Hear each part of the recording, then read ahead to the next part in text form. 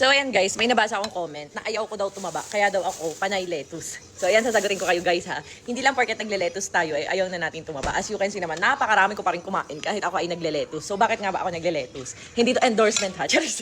Pati lettuce na no. So ito yung ulam namin ngayon and meron pa nitong something na ganyan.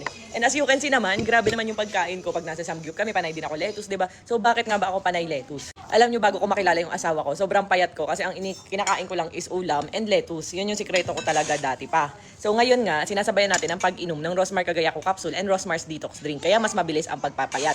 Pero, hindi po tayo kumakain ng lettuce para pumayat. Hindi yun yung main reason ko. Alam nyo naman kasi guys na 31 years old na ako, mukha lang 16. Charis.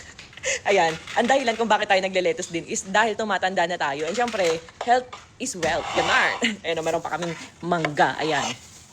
Diba? Health is wealth na kasi ngayon, sa panahon ngayon guys. And as you can see, nagle-less na rin ako ng soft drinks. So ayan no, kita nyo ba? Tubig na. Yan. Minsan lang ako nagsa-soft drinks pag natatakam na ako. Kasi nga syempre, uso nga yung kidney problem, kidney failure, ganyan. Tapos yung mga sakit-sakit, ganyan. Syempre, mas magandang maagapan natin bago tayo matuluyan. Kasi aanin mo ang kayamanan sa mundo kung hindi naman tatagal ang buhay mo. Ganun. So kaya syempre, health is wealth na tayo ngayon. And syempre guys, minsan kasi, ayoko rin pati nung sobrang payat. Like, hindi naman ako yung nagpapapayat ng sobra. Gusto ko lang, tama lang, yung ganito lang. So, ayan o, ito na yung katawan ko ngayon. Hindi naman ako mataba, hindi rin naman ako payat. Sabi nga nila, okay lang daw yung body build ko ngayon. So, tingnan nyo, kasya na ulit yung mga nasusuot ko na ulit. And yung pag nakagilid siya, ganyan naman siya guys. Ayan o.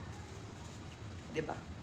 So, hindi naman ako mataba ngayon. Pumayat na rin talaga tayo. So, ayun. Kaya po ako nagle-lettuce para healthy. Kasi nga masama ang rice. Sabi nga nila masama ang too much rice. Kaya nga 'di ba may iba nagkikirata ganyan. Kaso nga kasi parang namimili din ako ng lasa nun. Kasi parang yung ibang nalalasahan ko ganun, parang lasa siyang styro. Ganun, kagabi, kumain ako nun yung mga self-heating Timberly. Nakita ko sa kwarto, ayun, kumain ako ng mga madaling araw na, ay, hindi, mga 12 ata or 1, ganun. So, kumain ako. Pero ayun nga, hindi ako kumakain ng lettuce para magpapayat. Siguro, effect na rin niya kasi syempre fiber. Pero, ang main purpose is para healthy tayo. And syempre, para sa breastfeeding mom din, healthy din talaga. Kapag healthy yung kinakain natin, healthy din si baby, di ba?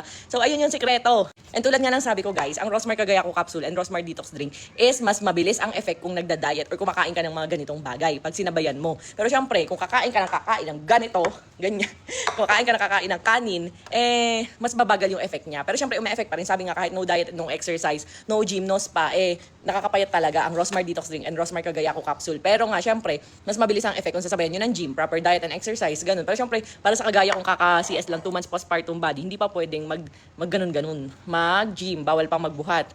Ayan. So, ayun yung dahilan. Hindi ko kasi makita yung comment kung bakit ako lettuce ng lettuce. Malapit ako maging kambing. Meh.